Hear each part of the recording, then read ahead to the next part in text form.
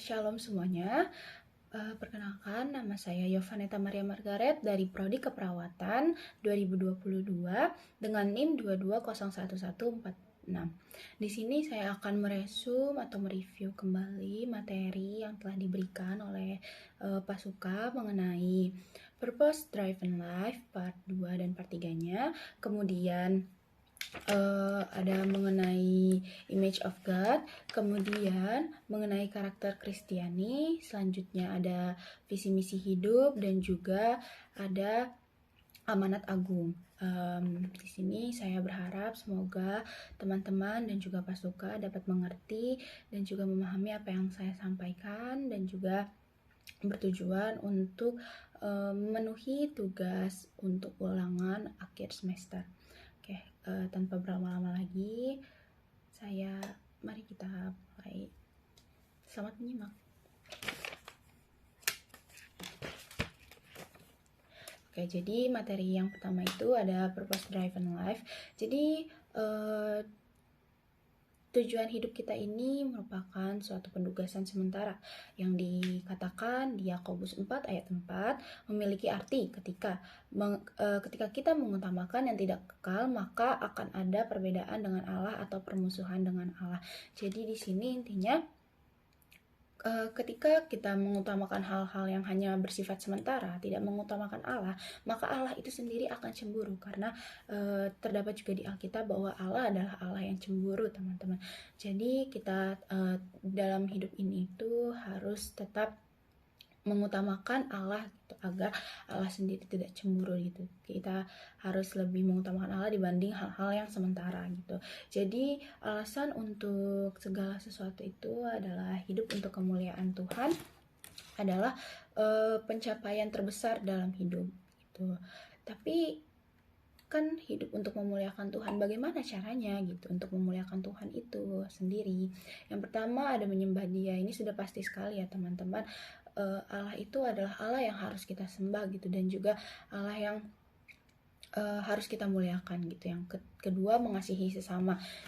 Jadi saya pernah mendengar cerita bahwa sesama itu, jadi yang kedua itu ada mengasihi sesama, teman-teman. Seperti yang kita ketahui, kita hidup beriringan dengan manusia, dengan hewan, dan juga dengan tumbuhan. Itu adalah sesama gitu. Kenapa dibilang sesama? Karena sama-sama diciptakan oleh Tuhan, sama-sama diciptakan oleh Allah gitu. Jadi di sini intinya maksud dari mengasihi sesama itu bukan hanya untuk manusia juga, bukan hanya untuk sesama manusia, tapi juga kepada seluruh ciptaan Tuhan gitu, teman-teman. Kita harus saling mengasihi, kita harus saling menghargai juga, dan yang pastinya kita harus saling memberi juga, teman-teman. Gitu. Yang ketiga ada mau melayani. Mau melayani di sini maksudnya kita harus mau gitu untuk melayani Tuhan gitu. Bagaimana caranya melayani gitu kan? Seperti contohnya melayani di gereja gitu, memberikan pelayanan, terus memberikan pelayanan kepada orang-orang juga gitu kan, dalam artian yang kudus, teman-teman. Mau melayani ini sendiri gitu kan, dan juga melayani Tuhan Yesus pastinya gitu kan, karena Tuhan Yesus adalah Allah kita gitu, pencipta kita gitu, yang memberikan kita tujuan hidup. Dari seperti yang materi saya sampaikan sebelumnya, Allah itu adalah Tuhan adalah Allah yang memberikan kita tujuan hidup gitu. Jadi kita harus melayani Tuhan Allah dengan sebagaimananya yang tertulis di Alkitab juga gitu. Yang terakhir ada memberitakan Injil atau memberitakan tentang Allah itu sendiri kepada orang-orang gitu. Jadi maksudnya di sini tidak harus menjadi pendeta, tidak harus menjadi petinggi-petinggi agama baru kita bisa memberitakan Injil, teman-teman. Jadi memberitakan Injil ini semua orang bisa melakukannya, mulai dari orang biasa atau petinggi agama, itu semua orang bisa memberitakan Injil ya teman-teman. Dari anak kecil sampai orang tua, itu semua orang bisa memberitakan Injil gitu. Bagaimana caranya? Dengan memberitakan Injil yang benar, teman-teman. Jangan menyesatkan orang atau menghasut orang gitu. Dengan memberitakan Injil ini kita memberitahu kemuliaan-kemuliaan Allah, bagaimana penciptaan Allah, bagaimana Allah, pribadi Allah itu sendiri yang mengasihi dan juga mengajar kita gitu kan, sebagai guru yang sangat baik, dan kekekalan Allah yang tidak berubah dulu, kini, dan sekarang gitu. Itu memberitakan Injil yang baik, teman-teman. Jadi seperti itu.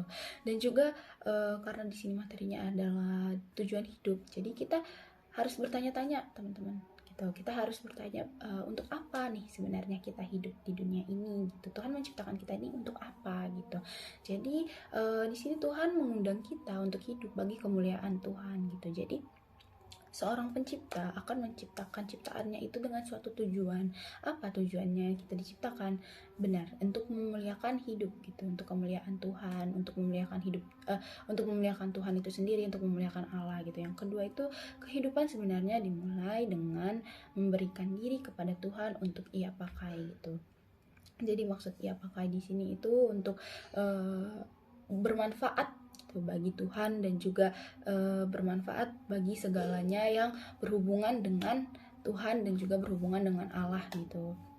Jadi dengan kita memberikan diri kita berserah kepada Tuhan, dipakai Tuhan untuk pelayanan, untuk seperti tadi, untuk mengasihi sesama, untuk menyembah Dia, untuk memberitakan Injil. Nah, itulah kehidupan sebenarnya dimulai gitu.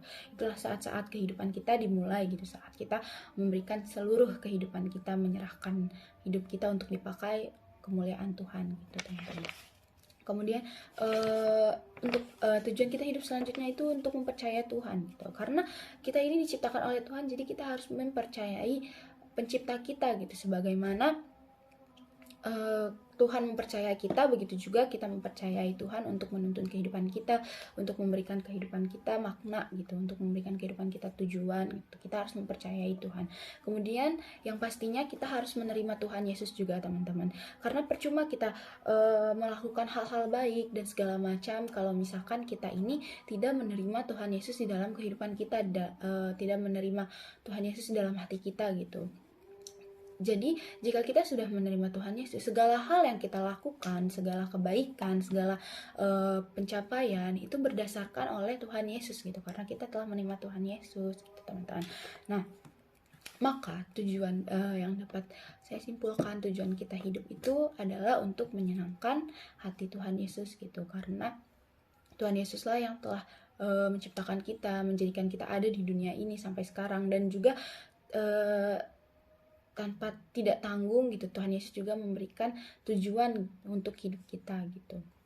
Nah, bagaimana caranya kita menyenangkan hati Tuhan? Ini yang menjadi pertanyaan oleh banyak orang gitu kan. Jadi caranya itu banyak sekali sebenarnya, teman-teman. Dengan kita mempunyai iman juga itu sudah merupakan hal-hal yang menyenangkan Tuhan gitu. Tapi ada beberapa lagi contohnya, seperti mengasihi Dia gitu kan. Seperti yang tadi sudah saya jelaskan, mengasihi Dia itu contohnya beribadah, berbicara, berkomunikasi kepadanya gitu.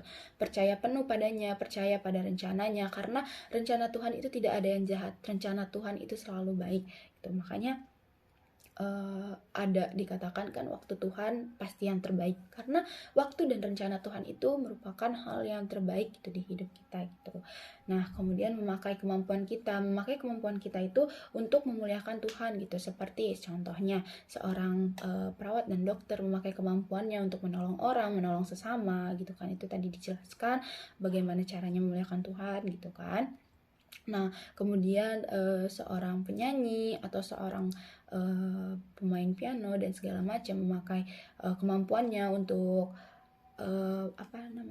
untuk menyenangkan hati Tuhan dengan cara menggunakannya di saat beribadah dan lain sebagainya. Kemudian yang keempat, menjadi sahabatnya gitu, karena seorang sahabat itu pasti akan memberikan hal-hal yang baik kepada kita gitu. Contohnya kita mempunyai sahabat, kita menceritakan segalanya kepada sahabat kita.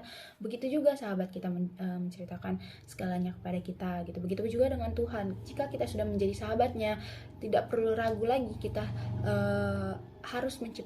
harus menceritakan segalanya kepada Tuhan gitu. Mulai dari keluh kesah kita. Sebenarnya untuk berkeluh kesah agak kurang Nah, begitu juga dengan saat kita menjadi sahabat Tuhan gitu, kita bisa menceritakan segalanya gitu kepada Tuhan segalanya tentang kehidupan kita, tentang kesenangan kita, tentang kesedihan kita gitu. Tuhan pasti akan memberikan nasihat gitu, memberikan solusi melalui kejadian-kejadian yang kita tuh sebenarnya tidak sadar gitu kan.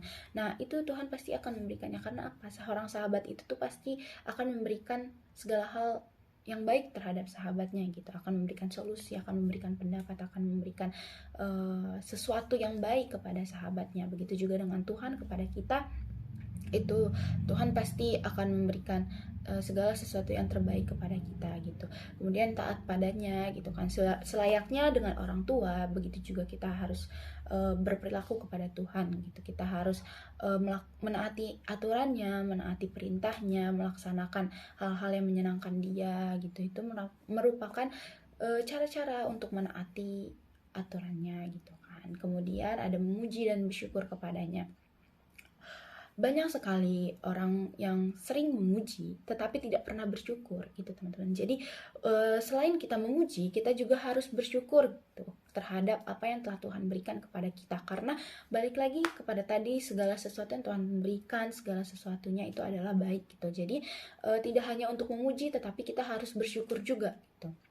Kemudian yang kesekiannya adalah jujur kepada Tuhan jika kita melakukan kesalahan, jika kita mendapatkan masalah, mendapatkan kesedihan dan segala macam, segala bentuk kejujuran itu sangat dihargai oleh Tuhan itu sendiri, sangat dihargai oleh Tuhan teman-teman. Jadi kita harus jujur segala-galanya kepada Tuhan, jangan ada yang ditutupi, jangan ada yang dibohongi kepada Tuhan gitu. Kemudian yang terakhir, menghargai apa yang Tuhan hargai. Menghargai apa yang Tuhan hargai. Contohnya, Tuhan menghargai Tuhan menghargai orang tua gitu kan istilahnya. Tuhan menghargai Bunda Maria, begitu juga kita harus menghargai Bunda Maria, dan juga kita harus menghargai ibu kita, orang tua kita. Itu yang Tuhan hargai gitu kan. Tuhan menghargai hal-hal yang baik terjadi, dan kita juga harus menghargai hal-hal yang baik terjadi. Seperti itu teman-teman. Kemudian penyembahan yang menyenangkan Tuhan itu, contohnya itu tepat, autentik, segenap akal budi dan juga praktis gitu. Tidak yang bertele-tele, tidak yang susah dan segala macam, tapi dengan segenap akal budi kita, dengan segenap hati kita, Tuhan pasti senang. Tuhan pasti itu sudah menyenangkan Tuhan gitu. Itu adalah penyembahan yang menyenangkan Tuhan. Kemudian ketika kita merasa jauh kepada Tuhan gitu kan, apa yang harus kita lakukan teman-teman? Yang pertama, sampaikan apa yang kita rasakan gitu. Kadangkala kita suka menyalahkan Tuhan. Kenapa Tuhan memberikan aku pencobaan seperti ini dan lain sebagainya gitu kan. Jadi daripada menyalahkan, kita menyampaikan apa yang kita rasakan teman-teman gitu. Seperti curhat kepada sahabat tadi kan sudah dijelaskan, Tuhan itu adalah sahabat kita gitu kan. Jadi kita harus menyampaikan segala hal yang kita rasakan, baik sedih maupun senang gitu. Kemudian pusatkan perhatian pada Tuhan. Seperti yang tadi saya bilang, Tuhan itu adalah Allah yang cemburu gitu. Jadi kita harus memusatkan segala perhatian kita, memusatkan segala hal gitu, mengutamakan Tuhan gitu. Kemudian percaya dan menepati janjinya gitu. Jadi jika kita sudah menjanjikan sesuatu gitu, misalkan Tuhan, aku akan begini jika aku mendapatkan ini. Ketika kita mendapatkan itu, kita harus menepati janji kita gitu.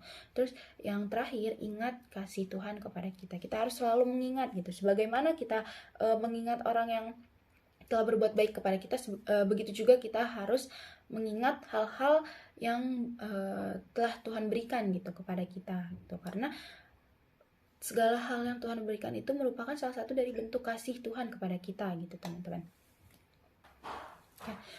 Kemudian tujuan hidup kita itu salah satunya juga dibentuk untuk menjadi keluarga Tuhan gitu. Sebagaimana banyak orang yang bilang kan kalau kita itu anak-anak Tuhan gitu. Nah itu kan anak kepada orang tuanya gitu, itu kan merupakan bentuk suatu keluarga gitu. Jadi di dalam saat kita dijadikan keluarga oleh Tuhan gitu, banyak sekali manfaat yang kita rasakan gitu. Salah satunya gitu, itu terdapat di Filipi 4 ayat 19 gitu. Allahku akan memenuhi segala keperluanmu menurut kekayaan dan kemuliaannya dalam Kristus Yesus. Jadi sebagaimana orang tua memenuhi segala kebutuhan, segala keperluan anaknya, begitu juga Tuhan akan memenuhi keperluan dan kebutuhan kita gitu, melewati melewati orang-orang lain gitu, bisa melewati orang-orang lain, melewati kejadian-kejadian yang tidak pernah kita duga gitu kan. Nah, kemudian ada mendapat warisan yang berharga. Warisan yang berharga ini berarti gitu kan, artinya tuh kayak istilahnya pertama tuh bersama dengan Tuhan selamanya, itu merupakan warisan yang sangat berharga. Kemudian diubahkan menjadi seperti Yesus, diubahkan menjadi pribadi yang baru gitu kan, seturut dengan kehendak Yesus gitu, seturut dengan apa yang dia mau gitu. Terus kemudian bebas dari segala sakit, kematian, dan penderitaan, sebagaimana Tuhan Yesus menebus dosa kita di kayu salib gitu kan, untuk membawa kita menuju kebebasan dari kematian gitu. Kemudian menuju kehidupan yang kekal nantinya gitu. Kemudian diberi upah dan ditugaskan dalam pelayanan. Nah, ini adalah salah satu manfaat yang bisa kita rasakan gitu saat ini. Ketika kita menjadi keluarga Tuhan, kita diberi upah. Diberi upahnya ini berupa apa? Diberi upah berupa kesehatan, diberi upah berupa umur yang panjang, diberi upah berupa keamanan dan kenyamanan saat kita hidup gitu kan. Dan juga ditugaskan dalam pelayanannya gitu, ditugaskan untuk melayani dia gitu, dan mengucap syukur setiap harinya gitu kan. Kemudian kehidupan kita ini juga adalah tentang kasih, teman-teman. Adalah tentang kasih, karena Tuhan Yesus sendiri kan mengasihi kita dengan menciptakan kita, memberikan kita lingkungan yang baik, memberikan kita contohnya seperti sandang, pangan, dan papan gitu kan. Nah, itu adalah kasih Tuhan kepada kita gitu loh. Jadi di sini adalah Tuhan adalah kasih, pelajaran paling penting di dunia. Tuhan memberikan kita suatu pernyataan bagaimana gitu kita mengasihi gitu kan. Kasih adalah fondasi tiap perintah yang diberikannya pada kita gitu. Jadi setiap perintah-perintah yang Tuhan lakukan itu sebenarnya berdasarkan kasih gitu. Kasih yang Tuhan ingin kita sampaikan kepada orang lain juga gitu, yang diberikan Tuhan kepada kita, kemudian kita menyampaikan kepada orang lain juga gitu. Kita saling mengasihi sama, begitu juga Tuhan yang mengasihi kita gitu. Nah, jadi dalam suatu hubungan itu juga mempunyai kasih gitu. Prioritasnya itu adalah kasih gitu. Jika kita saling mengasihi, suatu hubungan itu akan berlanjut dan akan langgeng gitu istilahnya gitu. Jadi hidup tanpa kasih itu tuh sebenarnya tidak berharga gitu. Seperti yang tertulis di Matius 22 ayat 37. Kemudian tertulis juga di 1 Korintus 13 ayat 13, kasih akan kekal selamanya. Jadi jika segala hal berdasarkan kasih, segala hal itu kita buat berdasarkan kasih, kita lakukan berdasarkan kasih, segalanya itu akan kekal gitu. Nah, dan kita juga akan dievaluasi oleh Tuhan gitu kan. Kita akan istilahnya dievaluasi oleh Tuhan itu berdasarkan kasih kita juga gitu. Jadi seperti yang tadi saya katakan, jika hubungan itu tidak berlandaskan kasih, segalanya itu tidak akan kekal dan istilahnya hanya sementara gitu. Jadi bagaimana jika nanti suatu saat tiba-tiba hubungan kita itu jauh dari Tuhan gitu kan, hubungan kita itu tidak berdasarkan kasih lagi gitu. Jadi hubungan yang renggang itu tuh bisa dipulihkan, teman-teman. Dipulihkannya itu ya melalui kasih lagi gitu kan. Bisa dipulihkan. Nah, hubungan itu bisa dipulihkan, teman-teman. Bagaimana cara memulihkannya? Gitu, cara memulihkannya itu dengan belajar mengasihi lagi, menghargai hubungan, sesuai yang Tuhan kehendaki gitu. Kemudian ada bicara pada Tuhan gitu, mengevaluasi diri sendiri juga termasuk cara memulihkan hubungan kita terhadap Tuhan gitu. Jadi kita bicara pada Tuhan, kita mengaku bahwa kita salah, kita mengaku bahwa kita melakukan kesalahan yang disengaja maupun yang tidak disengaja gitu. Kemudian selalu inisiatif ini artinya selalu inisiatif berkomunikasi kepada Tuhan gitu. Jadi daripada hubungan kita renggang gitu, lebih baik kan kita mencegah hubungan itu renggang. Bagaimana caranya? Dengan selalu inisiatif berkomunikasi kepada Tuhan gitu kan. Kemudian jika ada masalah, kita menyerang masalahnya bukan orangnya gitu. Jadi kita membenci masalahnya bukan membenci orangnya gitu. Jadi kita Jadi saat kita membenci masalahnya, kita menyerang masalahnya, kita tuh bisa berpikir bagaimana solusi yang baik gitu untuk menyelesaikan masalah ini, bukan mengganti orangnya menjadi orang baru gitu, seperti itu.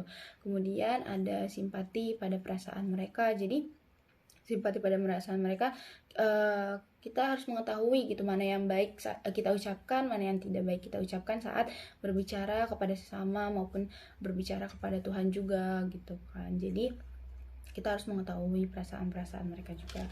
Terus akui bagian dalam konflik gitu. Jadi saat kita melakukan konflik itu kan berarti dua-duanya itu sebenarnya salah gitu kan. Jadi kita harus mengakui kesalahan kita terlebih dahulu gitu. Kita berinisiatif mengakui kesalahan kita agar kita bisa memperbaiki hubungan ini gitu kan, kepada kalau misalkan itu konflik kepada sesama gitu. Terus habis itu melakukan kerjasama gitu. Kerjasama bagaimana supaya hubungan ini tetap berjalan gitu, tetap erat gitu, tanpa adanya dan meminimalisir konflik-konflik yang terjadi begitu. Kemudian saya akan menyampaikan materi yang kedua, itu ada image of God. Image of God itu manusia diciptakan segambar dan serupa dengan Tuhan gitu, sebagaimana gambar Tuhan, begitulah kita diciptakan gitu kan. Kemudian kita diciptakan segambar dengan Tuhan, maka kita juga memiliki 3 kepribadian gitu. Kita diciptakan untuk memiliki hubungan dengannya gitu. Jadi tujuan kita diciptakan salah satunya itu untuk memiliki hubungan dengan Tuhan, sebagaimana pencipta dan juga ciptaannya gitu pasti memiliki hubungan gitu kan.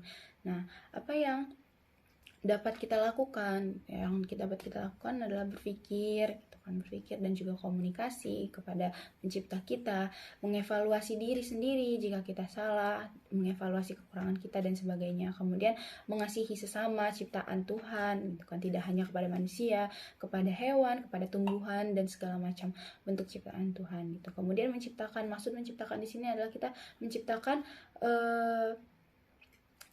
benda-benda atau menciptakan teknologi-teknologi baru gitu, untuk dengan tujuan tuh positif teman-teman, jangan dengan tujuan negatif gitu. Kemudian kita menikmati dan juga kita mengapresiasi keindahan. Kemudian kita juga menikmati dan juga mengapresiasi keindahan. Nah, tetapi Tuhan menciptakan keindahan-keindahan yang dapat kita lihat itu tuh bukan cuma untuk diapresiasi dan dinikmati, tetapi harus dijaga juga teman-teman gitu.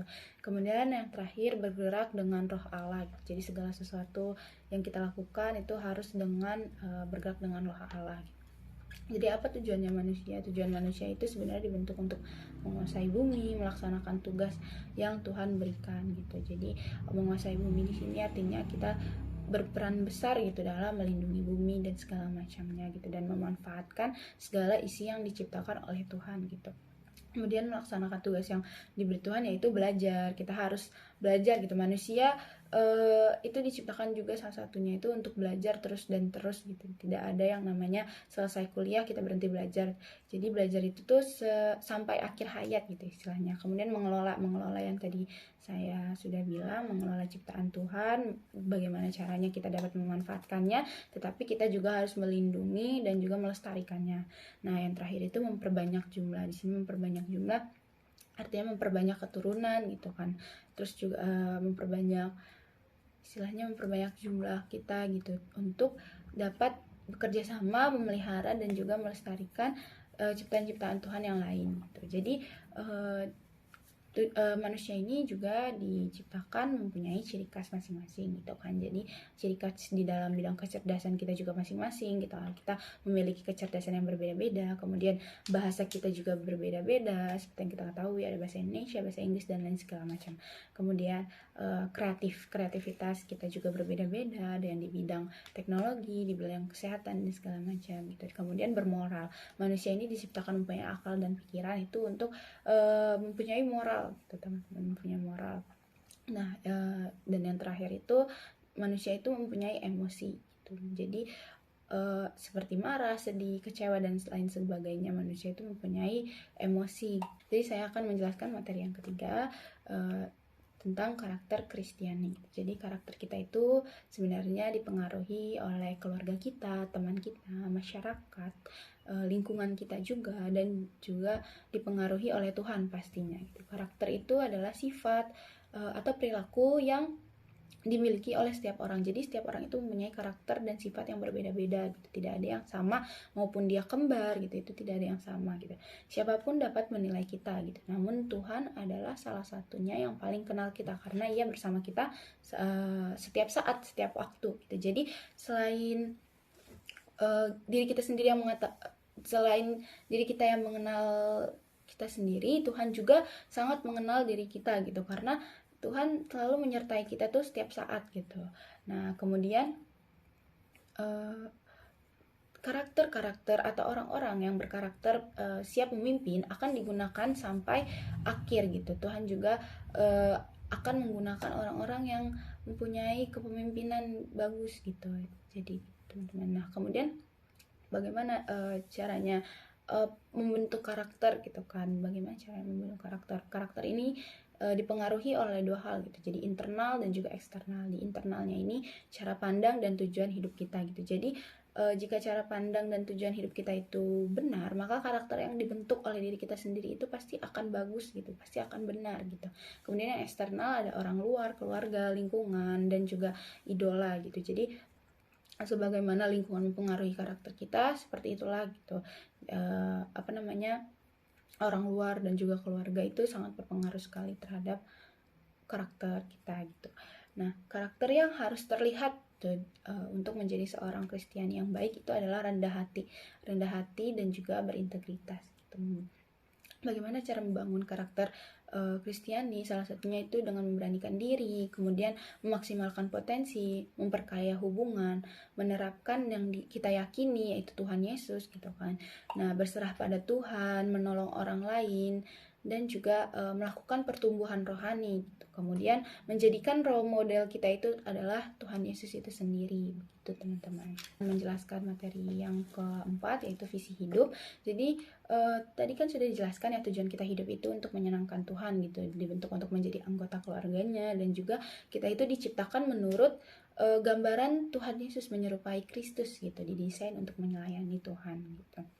Jadi penting kita tuh penting gitu membuat visi dan juga membuat misi kita gitu kan. Jadi seperti yang ada di Kolose 1 ayat 16, 1 Korintus 3 ayat 4 sampai 6, 1 Korintus 3 ayat 8, Wahyu 11 ayat 8 itu merupakan pesan-pesan Allah dalam membantu kita membangun visi kita gitu. Kemudian ada di Amanat Agung juga, karena itu pergilah, jadikanlah semua bangsa muridku, dan baptislah mereka dalam nama Bapa dan Anak dan Roh Kudus, dan ajarlah mereka melakukan segala sesuatu yang telah kuperintahkan kepadamu, dan ketahuilah aku menyertai kamu senantiasa sampai kepada akhir zaman. Jadi di sini sudah dijelaskan visi kita sebagai umat Kristen, sebagai Kristiani itu adalah menjadikan semua bangsa murid Tuhan Yesus gitu, menyebarkan Injil, seperti menyebarkan membuat kesaksian dan lain sebagainya gitu.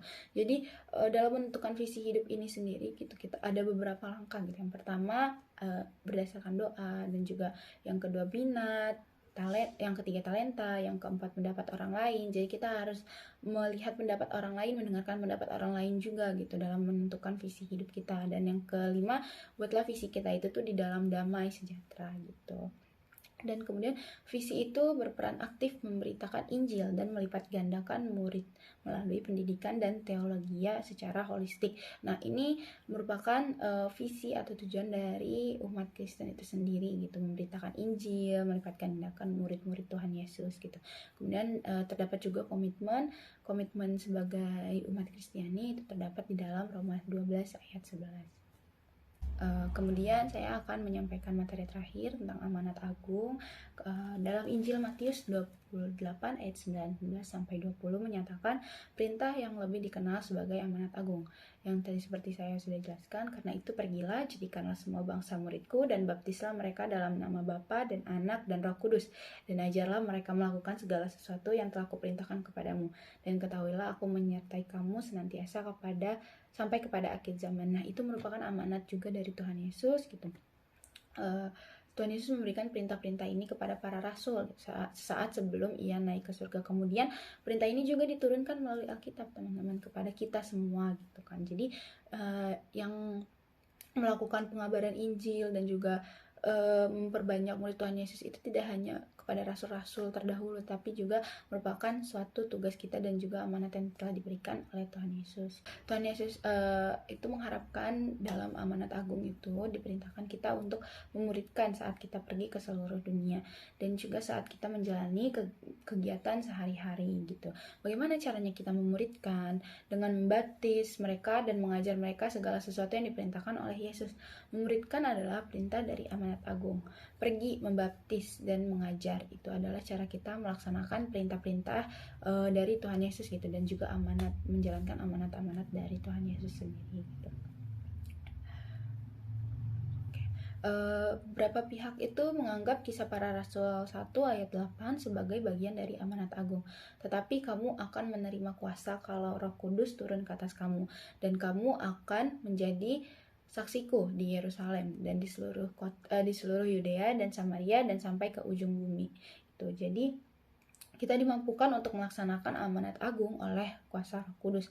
Karena itu setiap orang percaya harus menjadi saksi Kristus, dan kita juga menjalankan amanat agung di kota tempat kita tinggal gitu, seperti dimanapun kita berada gitu, kita harus tetap menjalankan amanat agung yang telah diberikan oleh Tuhan Yesus gitu. Baik, sekian dari pemaparan materi saya, kurang lebihnya mohon maaf. Semoga pemaparan materi ini dapat bermanfaat bagi seluruhnya juga. Terima kasih, shalom.